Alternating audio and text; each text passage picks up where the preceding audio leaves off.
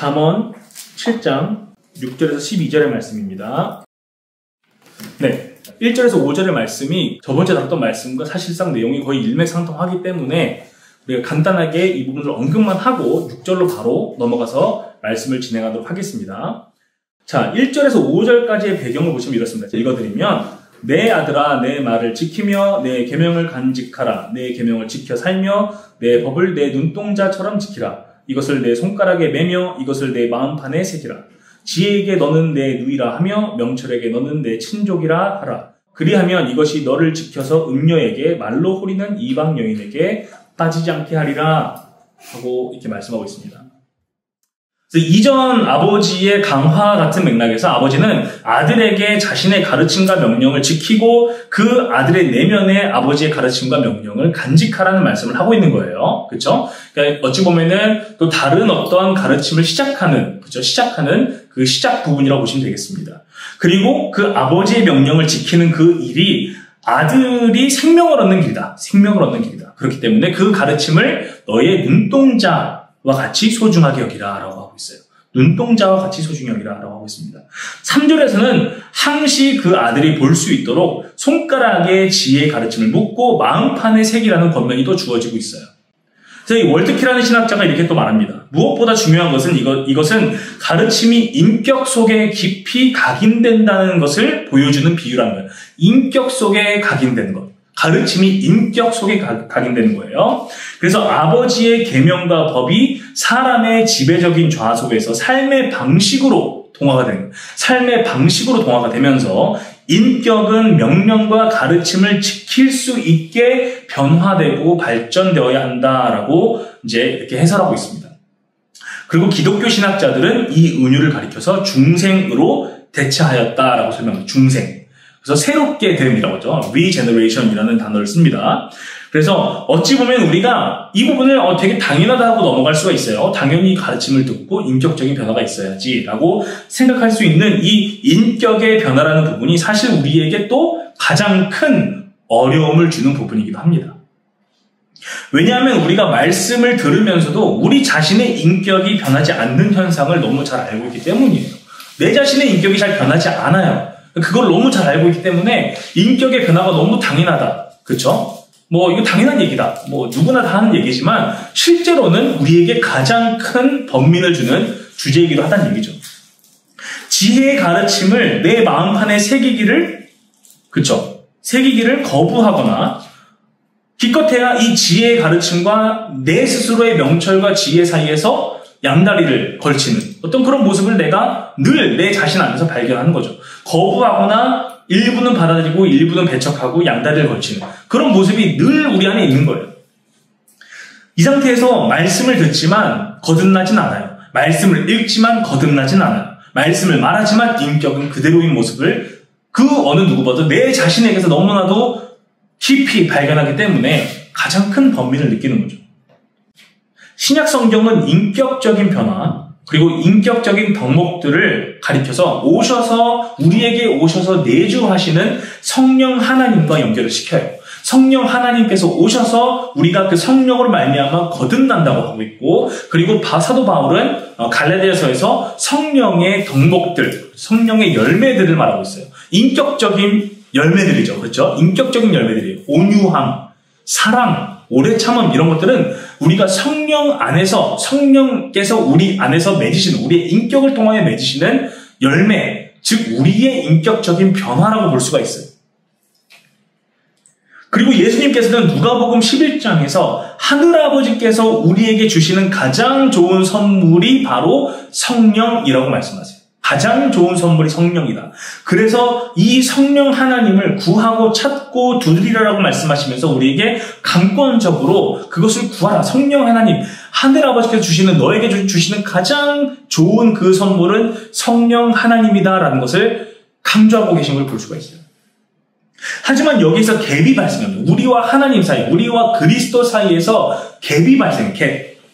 어떤 갭이 발생하냐면 변화되지 않은 우리의 인격은 정작 예수님께서 가장 좋은 것이라고 명명하신 그 성령을 간구하지 않아요. 성령을 받기를 갈구하지 않는다는 거예요.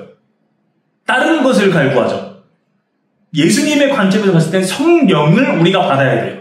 그런데 우리는 성령을 받기를 그렇게 갈급하게 여기지 않는다는 얘기예요. 오히려 나의 상황을 변화시켜줄 물질이나 성공이나 명예를 갈구하죠. 근데 성령을 갈구하진 않아요. 즉 나에게 생명을 주시고 나의 인격을 변화시키시고 나를 그리스도와 연합하게 하시는 성령에 대해서는 별 관심을 보이지 않는 모습이 있다는 얘기예요. 다시 말하면 벌거벗겨진 내 영혼은 정작 나의 인격이 하나님의 지혜로 하나님의 영으로 변화되는 그 변화에 대해서 미지근한 거예요. 내가 변화되는 일에 대해서 미지근한 태도를 갖고 있다는 얘기예요. 하지만 잠언은 뭐라고 말하고 있냐면 우리가 우리의 마음판에 지혜가 새겨져야 된다고 말하고 있어요. 새겨져야 된다. 이 아버지의 어찌 보면 굉장히 강력한 권면의 말씀이에요. 4절에서 아버지는 아들에게 지혜를 그 아들에게 말하기를 뭐라고 하냐면 너의 누이라고 부르라. 너의 누이와 같이 부르라라고 했어요. 이 누이라는 단어는 가족관계에서의 여동생이나 누나의 개념으로도 볼 수 있지만 당시 이제 고대 근동의 배경에서 보면은 또 아버지와 어머니를 떠나 그렇죠? 이제 어떤 남자와 결합하여서 결혼한 신부라고도 지칭할 수가 있어요. 그래서 월트키나 롱맨과 같은 주석가들은 이 누이라는 개념을 가리켜서 이제 아버지와 어머니를 떠난 신부, 그 신부에 대한 신랑의 헌신을 묘사하는 사랑의 언어로 이제 보고 있습니다. 이게 어디에서 나오냐면은 이제 이집트에서도 누이라는 단어가 사랑하는 자를 지칭하는 애칭으로 사용된 자료에서 발견되는 그런 근거가 또 있어요. 그래서 누이라는 그 단어는 사랑하는 자. 그래서 누이라고 부르라라는 것은 우리가 우리의 말로 부르죠. 그렇죠? 내 말로 누이라고 부르는 거죠. 어떤 여인을 가리켜서 누이라고 부르라. 근데 지혜를 내가 나의 누이라고 부르는 것은 내가 그 지혜에게 너는 나의 신부다 라고 부르는 그 고백과 같아요. 근데 이 고백을 우리가 어디서 듣냐면은 결혼식장에서 듣습니다. 그렇죠? 결혼에 서약을 하잖아요. 그렇죠? 평생 내가 이 사람을 나의 배우자 삼아서 사랑하겠습니다라는 그 선언처럼 아들에게 아버지는 그 지혜를 너의 누이로 부르라라고 말하고 있어요. 자, 그래서 그렇게 입술로 고백하여서 서약하는 장면을 떠올리는 어떤 그런 헌신, 그렇죠? 그런 헌신을 아버지가 아들에게 주문하고 있는 것을 볼 수가 있습니다. 그 다음에 이어서 5절에서 아버지는 아들에게 말하기를 지혜의 가르침이 아들을 음녀의 위협에서 지켜줄 것이다. 그리고 이방 여인의 호리는 말로부터 지켜줄 것이다 라고 말하고 있어요. 음녀의 위협, 이방 여인의 호리는 말로부터 지혜가 그 아들을 지켜줄 것이다 라고 말하고 있어요. 그래서 아버지의 이 서론적인 관찰이죠. 이 6절부터 나온 것은 한 어리석은 자와 음녀의 어떤 그 상호작용에 관한 그 말씀의 이제 6절 이하에서 우리가 오늘 보는 말씀은 서론에 해당하는 부분이에요. 자, 그런데 이 서론적인 부분에서 음녀의 위협은 그 음녀의 말에 있어요. 그 호리는 말에서 그 위협이 발생합니다. 근데 우리가 이제 지난주에도 다뤘던 것처럼 어떤 사람의 말은 그 말을 하는 그 사람과 동떨어져 있지 않죠. 그쵸? 그 사람에게서 그 말이 나오고 그 말은 그 사람과 결합할 때 이해가 되죠. 그래서 이 음녀의 말은 말하는 주체가 바로 이 음녀이기 때문에 강력한 유혹을 주는 거예요. 이것이 음녀가 아니면은 그렇게 별 효력이 없는 말일 수 있어요. 전체적인 상황이나 맥락을 중요하게 생각하는 문화, 한국 문화 그렇죠. 전체적인 상황을 중요하게 생각하고 분위기를 중요하게 생각하고 어떤 사회적인 그 세팅을 중요하게 생각하는 문화를 우리가 갖고 있어요. 그리고 다른 문화권에서도 크고 작게 있습니다. 그 부분은. 근데 우리나라에서 굉장히 중요하게 여기는 부분이죠. 그래서 눈치라는 게 어찌 보면 더 덕목으로도 자리 잡고 있는 문화라고 볼 수가 있어요. 근데 이런 문화에서 어떤 사람의 말은 그 말이 내뱉어진 상황, 분위기, 그리고 말하는 사람과 분리될 수가 없죠. 그렇죠? 우리나라 같은 그런 문화에서 특히나 분리시킬 수가 없어요. 우리는 종종 특정한 상황이나 분위기에서 누군가가 말한 것으로 인해서 그리고 그 말이 내뱉어진 그 분위기나 상황에 휩쓸려서 내가 어떤 행동을 한 이후에 그렇죠? 그리고 시간이 지나고 나서 그 행동을 후회하는 경우가 있어요. 후회하죠. 내가 왜 그 말에 이렇게 휩쓸렸지? 내가 왜 그 분위기에 휩쓸렸지? 라고 생각하면서 후회하는 경우가 있어요. 근데 우리가 그렇게 후회할 수 있는 이유가 뭐죠? 내가 과거에 그 행위를 한 그때를 바라보는 시점은 이미 그 상황과 분위기에서 떨어진 시점이에요. 3인칭의 관점에서 그 사람이 말한 그 말, 그리고 그 분위기를, 그리고 나의 반응을 지켜볼 수가 있는 거예요. 그렇기 때문에 이 4인칭에서 봤을 때 이 행위는 어리석은 것처럼 보여요. 내가 왜 그랬지? 왜 그 말에 휘둘렸지? 왜 그 분위기에 내가 휘둘렸지? 라는 생각을 하게 되는 거죠. 그쵸? 근데 그 정작 그 상황에 있을 때는 굉장히 힘들었어요. 그것을 뿌리치기가 힘들었고, 그것을 내가 거부하기가 굉장히 힘든 그것을 내가 기억하고 있어요. 근데 멀리서 보니까 그 말 자체는 별 의미가 없는 말이에요. 별로 중요하지도 않은 말이에요. 근데 거기에 내가 휩쓸렸단 말이죠. 그렇죠? 근데 그런 어떤 경험을 우리가 하게 된다는 얘기예요. 자, 그래서 나는 결국에 그 말과 그 분위기의 압력에 굴복한 것처럼 보이는 거예요. 그 과거를 회상하는 내가 왔을 때에는. 그렇게 이제 내 가슴에 답답함이 밀려 들어오고 내 행위를 생각할 때 내 미간이 찌푸려지면서 깊은 한숨이 나오기도 하는 거죠. 내가 왜 그랬지? 라는 생각이 드는 거죠. 이와 같이 우리가 3인칭의 관점에서 오늘 말씀에 나오는 음녀의 말을 보면은 그 말 자체는 그렇게 대단한 파워를 가지고 있지 않은 것처럼 보인다는 얘기예요. 우리가 3인칭으로 보고 있기 때문에. 근데 그 아들은 1인칭이거든요. 그 음녀를 바라보고 그 음녀와 직접적으로 대화하면서 그 음녀를 바라보면서 그 음녀의 말을 듣고 있는 거예요.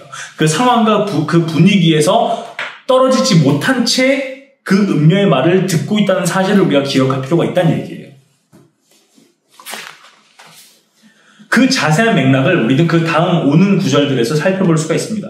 6절 이하에서 보면은 다음과 같습니다. 네, 6절에서 먼저 아버지는 내가 나의 집 창문을 통하여서 봤다 그래요. 그렇죠? 아버지는 집 안에 있어요. 그리고 집 창문을 통해서 보는 건데 당시 이스라엘 집은 오직 2층에만 창문이 있었어요. 1층에 창문이 없는 이유는 뭐예요? 도둑이 들 수 있기 때문이에요. 그래서 2층이 주거 공간이었고 1층은 어떤 마구간이나 어떤 도구들을 놓는 곳, 좀 그렇게 봤어요. 그래서 2층에서 보통 주거 생활을 했고 2층에는 창문이 있는데 50cm 정도 이렇게 사각형 모양의 창문이었다고 해요. 그 당시에. 그래서 그런 창문을 2층에서 이렇게 내려다보고 있는 모습을 보시면 되는 거예요. 그러니까 우리가 어떻게 보면 되냐면 아버지는 자신을 관찰자의 입장, 우리가 방금 말한 3인칭의 관찰자의 입장에서 그 한 어리석은 자를 보았다라고 하는 거예요. 그렇죠? 그래서 그렇게 여러분들께서 이렇게 장면을 상상하시면서 보시면 되는 겁니다. 그렇죠? 자, 그래서 그 관찰자의 위치에서 아버지가 자기 자신을 대입시켜서 이 상황을 우리에게 보여주고 있는데 7절에서 아버지는 이어서 어리석은 자 중에 젊은이 가운데, 복수죠. 어리석은 자들 가운데, 젊은이들 가운데 한 지혜 없는 자를 보았다. 한 지혜 없는 자, 한 지혜 없는 젊은이를 보았다. 라고 말하고 있어요. 여기에서의 어리석음은 우리가 여태까지 배운 대로 그 하나님의 그 지혜를 마음판에 새기지 않음으로 인한 마음판에 새기기를 거부함으로 인한 즉 지혜를 마음에 묻고 목에 매고 손가락에 매지 않음으로 인한 그 어리석음을 가리킵니다. 아니면 지혜와 나의 명철 사이에서 내가 양다리를 걸치고 있든지, 그렇죠? 아니면은 그 하나님의 지혜의 가르침을 내가 차버렸든지로 인한 어리석음을 말하고 있는 거예요. 즉 지혜의 가르침과 명령이 마음판에 존재하지 않음으로 인한 어리석음이에요. 앞서 말한 대로 풀어보자면 하나님의 지혜와 하나님의 영으로 거듭나지 않은, 인격적으로 변화되지 않은 사람을 가리킨다고 볼 수 있어요. 그래서 우리는 지난주에 지혜의 가르침과 명령이 밤의 위협과 밤의 위험과 밤의 불안으로부터 아들을 자나 깨나 길을 걸으나 지켜주며 인도할 것이라고 배웠어요. 오늘 본문에 나오는 이 어리석은 자는 이런 지혜가 부재한 자예요. 그래서 밤의 위협으로부터 보호를 받을 수도 없고 무방비 상태로 놓여있는 모습을 볼 수가 있어요. 무방비 상태. 그런데 여기에서 젊은이들 가운데 한 어리석은 자죠. 그렇죠? 그 젊은이들은 그냥 아무 젊은이가 아니라 지혜를 대입할 수 있는, 즉 지혜를 적용할 수 있는 이스라엘의 아들들을 가리키고 있어요. 지혜를 배울 수 있는, 지혜를 배웠던, 그렇죠? 아니면 지혜를 배워야 마땅했던 그 이스라엘의 아들들을 가리키고 있습니다. 이것이 무엇을 의미합니까? 곧 윗세대로부터 지혜의 가르침과 명령을 제대로 받지 못했거나 아니면 받았음에도 불구하고 이것을 자신의 발로 직접 걷어차버리고 거부했음을 가리키고 있는 거예요. 둘 중에 하나죠. 즉 신앙의 계승이 끊겨버린 상태인 거예요. 아니면 신앙의 계승이 제대로 이루어지지 않고 오염되어서 변질돼 버린 거죠. 그렇죠? 그렇게 보시면 되겠습니다. 자, 여기서 우리가 두 가지를 생각해 볼 수가 있어요. 이제 신앙의 계승이라는 차원에서 소위 말하는 기독교 가정, 우리가 이제 우리 시대에서는 기독교 가정이죠. 이제 기독교 가정으로 우리가 대입해서 본다면 기독교 가정에 태어난 아이의 경우 그 아이의 부모는 자신들의 그 아이가 하나님을 경외하는 신앙으로 자랄 수 있게, 주 예수 그리스도를 바르게 믿는 믿음으로 자랄 수 있게, 그리고 하나님의 뜻을 분별하는 그러한 신앙으로 나아갈 수 있도록 교육하고 인도하는 의무를 부여받아요. 그렇죠? 그런 의무가 있어요. 근데 그 의무를 제대로 수행하지 않았을 때 부모는 자신들의 아이에 대한 의무를 저버리는 게 되는 거죠. 그렇죠? 그래서 부모로서의 의무가 있는 거예요. 네, 이것을 아들이 만약에 걷어차버렸으면 그것은 아들의 죄책이에요. 근데 부모는 부모의 의무가 있는 거예요. 하나님 앞에서. 그렇죠? 만약 부모가 자신들의 아이에게 말씀에 따른 경건의 삶을 추구하도록 가르치지 않고 오히려 세상적이고 육체적인 욕망들이나 야망들을 추구하도록 부추기고 가르친다면, 그리고 이런 가르침을 여호와의, 살아계신 만군의 여호와의 이름으로 행한다면 그 부모들은 자신들이 하나님께로부터 받은 의무를 변질시키는 죄를 짓고 있는 거죠. 이렇게 자식에 대한 의무를 저버리면서 기독교 가정이라는 슬로건을 내세우는 일은 속이 텅 빈 껍데기를 자랑하는 것과 같아요. 그러니까 속은 텅 비었는데 껍데기만 있는 거예요. 근데 그걸 껍데기를 자랑하는 것과 같다는 얘기예요. 오히려 하나님을 조롱하는 거예요. 하나님의 이름을 대입하면서 내가 그렇게 스스로를 치켜 올려 세우고 스스로를 이제 방어하려고 하기 때문에 오히려 하나님을 조롱하는 것과 같습니다. 하나님의 이름이 망령되이 여겨지기 때문이고 하나님의 뜻과 반대되는 가치들을 하나님의 이름으로 가르치기 때문이고 그러면서도 하나님의 축복이 자신들과 함께 있을 것이라는 주장을 펼치기 때문이에요. 기독교 가정이라는 명목으로 이렇게 행할 때에 그런 일이 발생합니다. 오늘 본문에 나오는 아들 역시 마찬가지예요. 만약에 이 아들의 부모님이 하나님의 지혜의 가르침을 전해주지 않았다면 그 부모의 죄책으로 인하여서 신앙의 계승이 이루어지지 않은 것이고, 만약에 부모가 진실되게 가르쳤지만 아들이 스스로의 반역과 거절로 인하여서 어리석은 자와 같이 되었다면 그것은 그 아들 스스로의 죄책으로 인해서 신앙의 계승이 끊어진 거예요. 둘 중에 하나이죠. 이런 상태의 가족이 이스라엘의 가족, 하나님의 가족이라고 스스로를 지칭한들 우리에게 큰 의미를 주지 못하는 것을 볼 수가 있습니다. 자, 이어서 8절과 9절을 보면은 다음과 같습니다. 자, 8절에서 그가 거리를 지나, 그 어리석은 자가 거리를 지나서 음녀의 골목 모퉁이로 가까이 하여 그의 집 쪽으로 가는데 저물 때, 황혼 때, 깊은 밤, 흑암 중이라 라고 말하고 있어요. 이것은 그 상황을 가르쳐주고 있고 아들의 모습, 아들의 상태와 아들이 처한 상황을 보여주고 있는 거예요. 길을 걷는 아들의 모습은 다음과 같습니다. 아들은 낮이 지나가고 밤에 어둠이 짙어지는 황혼의 시간에 성읍 거리의 모퉁이를 지나가는 것을 거리끼지 않는 모습을 보여주고 있어요. 여기서 우리가 생각해 봐야 될 점이 있습니다. 밤의 어둠이라는 맥락, 성읍거리의 모퉁이라는 맥락은 절묘한 조화를 이루고 있습니다.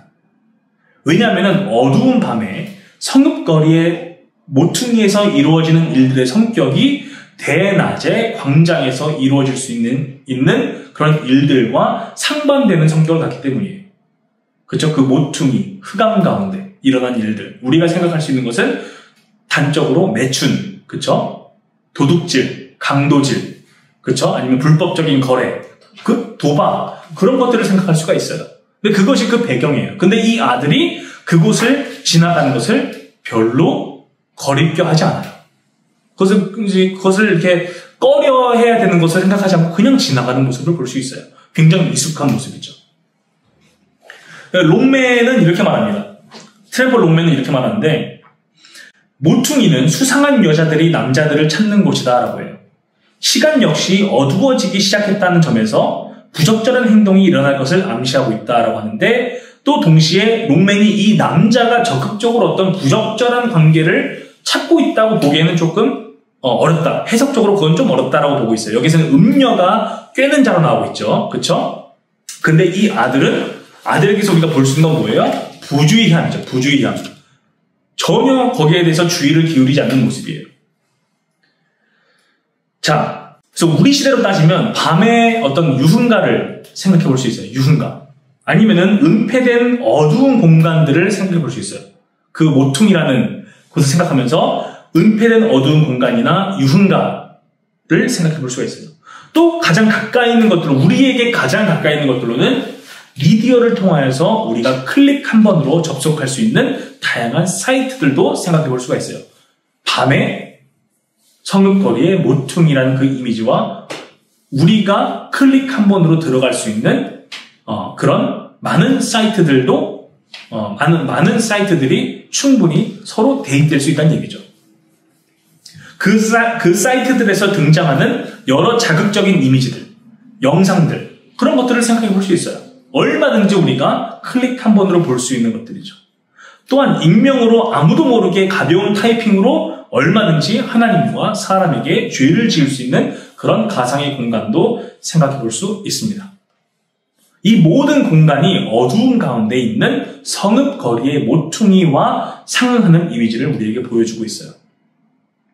오늘 본문에서 어리석은 자가 어두운 가운데 성읍거리의 모퉁이를 지나는 것을 전혀 두려워하지 않는 것처럼, 전혀 거리끼지 않는 것처럼, 우리 역시 아주 익숙한 매일의 습관대로 우리 시대의 어두운 가운데 있는 성읍거리의 모퉁이를 지나는 것을 전혀 두려워하지 않고 거리끼지 않을 수 있다는 얘기예요.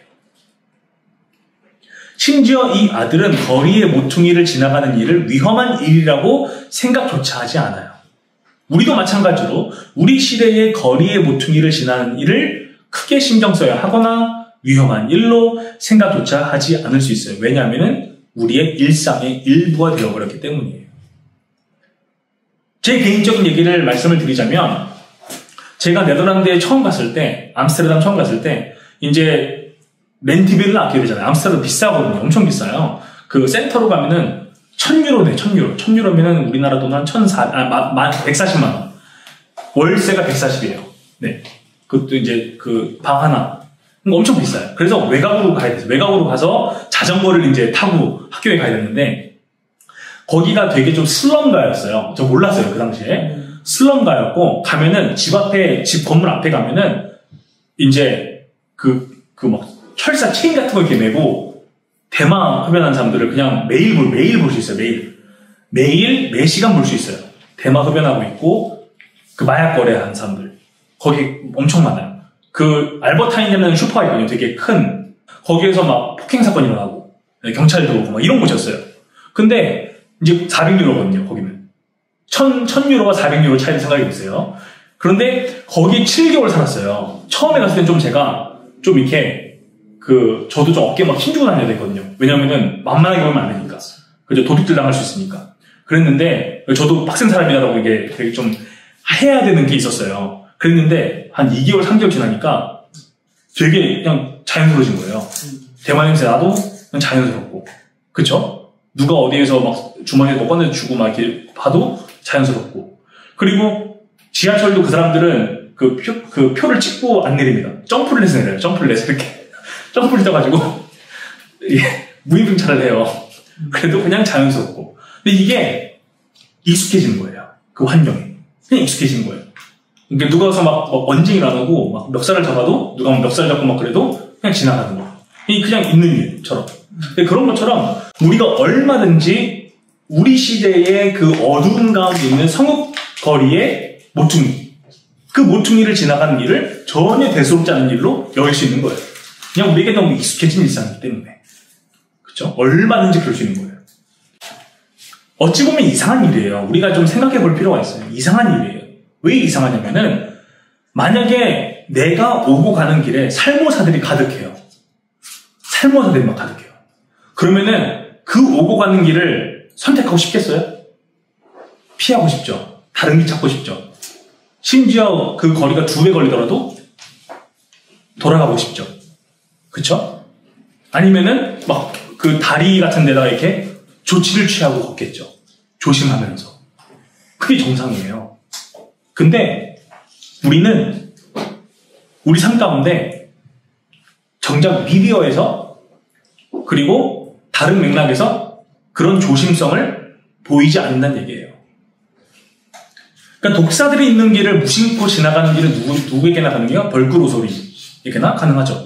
벌꿀오소리는 코브라에게 물려도 이제 꿀잠 잤다가 일어나잖아요. 그죠? 꿀잠 잤다가 일어나서 다시 코브라 먹잖아요. 그죠? 그러니까 벌꿀오소리는 할 수 있어요. 근데 우리는 할 수 없죠. 그러니까 그런 위험이나 그런 것들을 내가 인식을 충분히 한다면 당연히 하지 않는 행동인데 우리는 매일 일상처럼 하고 있다는 게 이상한 얘기예요, 지금. 굉장히 이상한 얘기예요. 영혼을 지켜볼 때 이상한 얘기예요, 지금. 그래서 이 아들처럼 우리 자신도 우리가 무심코 지나다니는 거리의 모퉁이, 그리고 그 거리의 모퉁이에서 벌어지는 일들에 대해서 매우 익숙해져 있는 상태일 수도 있어요. 거기에서 일어나는 모든 범죄들과 죄들, 입술로 짓는 죄들, 타이핑으로 짓는 죄들, 그걸 우리가 보고 읽고 그리고 부적절한 사진들이나 영상들이나 그쵸? 그런 것들을 보면서 그냥 익숙해져 버린 걸 수도 있어요. 그게 그냥 익숙하고 내 일상의 부분이고 또 내 안에서도 불현듯 튀어나오는, 그쵸? 그게 또 내 안에 막 튀어나오거든요. 일상을 살다가. 그런 그냥 내 자신이 굉장히 동화되어 있는 그런 상태일지도 모른다는 얘기예요, 지금. 중요한 것은 이런 상태 자체가 나에게는 매우 심각하게 내 영혼에 울리는 경고의 음성이라는 사실이에요. 자, 여기까지 한번 읽고 나눠보겠습니다. 네, 중독이라는 단어도 중요한 것 같습니다, 지금. 그리고 요셉과 보디발의 아내가 요 잠언 주석가들도 사실은 언급을 하는 부분이에요. 왜냐하면 굉장히 그 요셉의 그 케이스가 당연히 율법적으로 그래야 되는 건데 그렇지 못한 모습이 사실 대부분이다 보니까 기회이죠, 사실. 보디발의 아내 총애를 얻으시는 기회이기도 한데 그 자신이 하나님의 그 율법을 지키고 하나님을 경외하는 그 삶으로 인해서 오히려 고난을 받게 되죠. 그리고 이 동화라는 부분, 그쵸? 우리가 굉장히 동화되어 있다라는 그런 부분에 대해서는 공감대가 좀 있는 것 같아요. 저 역시도 말씀을 준비하면서 사실은 제가 봤을 때 우리 시대의 그 어두운 가운데 있는 그 성읍거리의 모퉁이, 그곳은 굉장히 미디어일 수 있겠다. 네, 미디어가 굉장히 그런데 우리가 접근할 수 있는데 굉장히 용이하게 하고, 그리고 어느 누구나 그러니까 뭐 클럽 가면 막 커트시킨 나잖아요. 아무나 못 들어간다고 하잖아요. 그쵸? 근데 그런 거 없이 아무나 들어가서, 그쵸? 자기 나름대로 자기가 추구하고 자기 욕망하는 것을 채울 수 있는, 그쵸? 근데 채워지지 않지만 채울 수 있는 그런 공간이 바로 미디어이겠다는 생각을 해봤습니다. 그래서 우리가 마음에 분노가 많으면 그 분노를 표출시키기 위해서 미디어를 사용하죠. 그쵸? 근데 그게 참 안타까운 거는 그 분노에서 우리가 해방되는 게 아니라 그 분노가 점점 더 쌓여가죠. 그리고 그 정욕을 충족시키기 위해서 미디어를 사용하면은 점점 더 그 정욕의 그 늪으로 빠져들게 되죠. 그러니까 그 하나님으로부터는 그런 만족이 아니죠. 만족이 아니라 끊임없이 그 목에 소금물을 들이붓는 어떤 그런 것이 되는데 점점 그래서 더 어두워지고 더 깊어지고 더 그 죄악의 강도가 심해지는 것일 수도 있겠다라는 생각이 듭니다. 네. 그래서 우리 자신도 굉장히 그런 어떤 흐름에 젖어 있을 수 있겠다. 네, 정말로 이 시대에 우리의 경건을 지키는 삶은 무엇일까? 정말로 우리가 예수 그리스도와 연합하는 그 삶을 산다는 게 무엇일까? 우리의 생각이 점점 그 오염에 노출이 되어 있는데 어떻게 내가 예수 그리스도와 연합한 삶을 살겠어요? 그쵸? 매 순간 내가 그 오염 가운데 내 생각을 내어줘 버리는데, 그쵸? 그런 어떤 부분이 있겠다. 그래서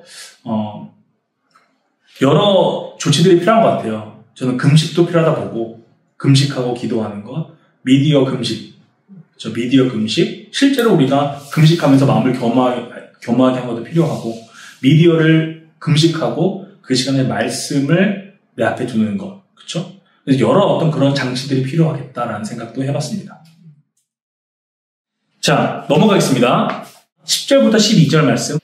여기서 어떤 여인입니다. 어떤 여인이 나와요. 음녀의 골목 모퉁이잖아요. 근데 그 여인의 집을 지나가는 거예요. 그러니까 여인의 집이 그 모퉁이에 있는데 그 여인이 집 밖에 나와 있어요, 지금. 그쵸? 어둠 가운데 거리에 나와 있어요.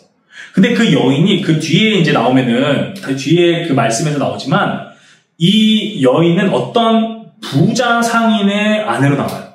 부자 상인의 아내인데, 남편이 지금 비즈니스로 여행을 떠난 상태예요. 근데 이 여인이 어떤 기생의 옷을 입고 있어요. 기생의 옷을 입고 지금 나와 있는 거예요. 지금 그렇게 보시면 됩니다. 근데 이 여인에 대해서 이 아버지가, 이 지혜가, 묘사하기를 이렇게 묘사합니다. 기생의 옷을 입은 간교한 여인이라고 말하고 있어요. 기생의 옷을 입었다. 이 여인이 기생이 아니거든요? 기생이 아닌데 기생의 옷을 입은 거예요. 그러니까 기생의 옷이 구체적으로 뭔지 우리는 모르죠. 네. 정확하게 그게 뭔지 모르지만, 어쨌든 그 당시 문화권에서는 분명히 성적인 어필을 할 수 있는 그런 옷이겠죠. 그렇죠? 그리고 그게 밤이었고 거리였어요. 그렇죠? 그리고 그 여인이 간교하다라는 것은 이런 의미입니다. 우리로 따지면은 그 속내를 보이지 않는다는 의미예요. 겉모습과 속이 다른 거예요. 속의 의도와 겉에서 보이는 모습이 다른 것을 가리켜요, 지금. 다르게 말하면 스스로를 보호한다고 볼 수 있어요. 그러니까 스스로를 보호하는 건데 스스로의 목적이 있어요. 그 목적이 선하지 않죠. 그렇죠? 근데 그 목적을 숨기고 앞에 어떤 다른 마스크를 내비치는 것을 가리켜요, 지금. 그래서 월트키라는 신학자는 이렇게 말합니다. 이 음녀는 욕심을 채울 뿐이다. 그녀는 부자 남편이 집에 있을 때에는 그 남편에게 헌신한 척 하지만 남편이 없으면은 내연남이 유일한 사랑인 것처럼 제자를 거린다. 음녀는 그 두 사람 모두 다 이용하지만 아무도 사랑하지 않는다. 이 냉혹한 여자는 무자비한 남편이 희생자, 그러니까 이 아들이 꼬임받는 그 어리석은 자죠. 그 어리석은 자가 가진 모든 소유를 빼앗을 것이며 사회는 그에게서 모든 존엄과 존경을 박탈할 것이라는 사실을 잘 알고 있다. 그러나 이 음녀는 자신에 대해서 두려워하지 않는다라고 말하고 있어요. 두려움이 없어요. 거기에 대해서. 죄책감도 없어요. 수치도 없어요. 기생의 옷을 기꺼이 입는 사람이에요. 그게 수치스러운 걸 생각하지도 않아요. 자신의 욕망을 채울 수만 있다면 어떤 옷이라도 입겠다라는 어떤 그런 모습을 보여주고 있는 거예요. 그래서 11절에서 이 음녀는 어떻게 묘사가 되냐면 시끄럽게 떠들고 완악하고 그 발을 집에 머물지 않는다라고 표현하고 있어요. 시끄럽게 떠든다는 의미는 큰 소리와 끊임없는 움직임을 합한 개념이라고 이제 월트키는 해설하고요. 요란스러운 이 여인은 완악하다고도 합니다. 완악하다. 근데 그 완악하다라는 의미는 이 동사 어원의 원래의 의미는 완고한 소의 이미지로 해석될 수 있다는 거죠. 어디로 끌고 가려고 해도 가지 않는 그런 완고한 어떤 소의 이미지. 그쵸? 완고한데 시끄러워요. 그렇게 보시면 돼요. 그러니까 우리가 우리의 평범한 말로 묘사하자면 이와 같습니다. 이 여인은 자기 주장이 강하고 자신이 원하는 것은 가져야만 직성이 풀리는 여인이고 이를 위하여서 보이는 모습이 요란스러운 사람이에요. 그러니까 요란스럽고 자기가 갖고 싶은 걸 가져야 되고 자기 주장이 센 사람이라고 볼 수가 있어요. 근데 사실 현대인의 관점에서 볼 때 이 모습이 꼭 나빠 보인다고 볼 수도 없어요. 우리 사실은 굉장히 당당한 여자의 모습이라고 생각할 수도 있잖아요. 그렇죠? 내가 원하는 것을 말하고, 그렇죠? 쟁취하고, 그리고 이렇게 수줍어가지고 숨는 게 아니라 당당하게 나의 말을, 나의 생각을 어필하고 행동하고, 그렇죠? 그런 모습이잖아요. 사실은 그게 그래서 뭐 나쁜 모습이야? 라고 생각할 수 있는 거예요. 여기서 음란한 걸 알기 때문에 우리가 지금 그렇게 보는 거지. 사실은 현대 관점에서 보면 그렇게 나쁜 모습이라고도 생각이 안 들 수도 있는 모습인 거예요. 그렇죠? 그런데 잠언의 지금 평가는 그와 다르다는 얘기예요. 지금 잠언의 평가는 그와 달라요. 이 여인이 보이는 어떤 외적인 당당함 그리고 고집의 모습 이전에 이미 이 여인의 마음 상태가 묘사가 되었기 때문이에요. 수치를 모르고 간교한 목적을 갖고 있는 여인이라는 거예요. 간교한 목적이 있다는 거예요. 이 여인 스스로 평가할 때 자기 스스로를 주장할 수 있고 자기가 원하는 것을 부끄러움 없이 쟁취할 수 있는 이 여인은 11절에 따르면 집에 머물지 못하는 그리고 배회하는 여인이라고 표현되고 있어요. 배회하는 여인, 떠도는 여인이라고 볼 수 있습니다. 그래서 맥케인이라는 주석가는 이렇게 말해요. 여자는 집이 있지만 가정은 없대요. 집은 있는데 가정은 없어요. 이 여자는 가정이나 공동체에 뿌리를 내리지 못하고 있어요. 항상 들떠있는 상태로만 살아가고 있고 그의 방랑벽은 그가 가정이 없으며 진정한 사회적인 경험으로부터 소외되어 있다는 사실을 보여주는 증거라고 합니다. 12절에서는 이 여인의 발이 어디로 향하는지를 보여줘요. 이 여자의 발은 성읍의 거리, 광장, 그리고 모든 모퉁이들을 배회하고 있어요. 거리에도 가고 광장에도 가고 모퉁이들을 배회하는 그런 배회하는 여자의 발이에요. 끊임없이 떠돌아다니는 이 여인의 모습에서 우리는 어떤 종류의 안정감도 찾아볼 수가 없어요. 오히려 들떠있음, 초조함, 불안정함 같은 이미지가 떠오릅니다. 그리고 이 구절은 어떤 사냥의 이미지, 그렇죠? 어떤 그 포식자가 하는 사냥, 그런 사냥의 이미지가 떠오르게, 사냥의 이미지를 떠오르게 하는 동사 테로브를 사용해서 기다린다라는 표현을 더 구체화합니다. 여인이 기다린다, 음녀가 기다린다. 근데 이 기다리다라는 표현은 포식자가 사냥감을 기다리는 그 기다림이에요. 마치 본능에 따라서 사냥감을 기다리는 포식자와 같은 모습이에요. 근데 그 포식자와 같이 배회하는 모습이에요. 이 모습은 욕망에 지배된 마음의 상태, 전능자 안에서 견고하고 영원한 기초에 마음을 정착시키지 못한 상태, 하나님을 향한, 이웃을 향한 참된 의미의 경건과 사랑이 부재한 상태, 이웃에게 해를 가하는 일에 대해서 하나님의 뜻을 어기는 일에 대해서 죄책감이나 수치심이 모두 사라진 마음의 상태를 보여주고 있어요. 그런데 우리는 어디에서 배회하죠? 미디어에서 배회해요. 그쵸? 마음을 정하지 못하고 여기저기 클릭하면서 시간을 허비하는 모습 역시 저는 크게 다를 바 없다고 생각합니다.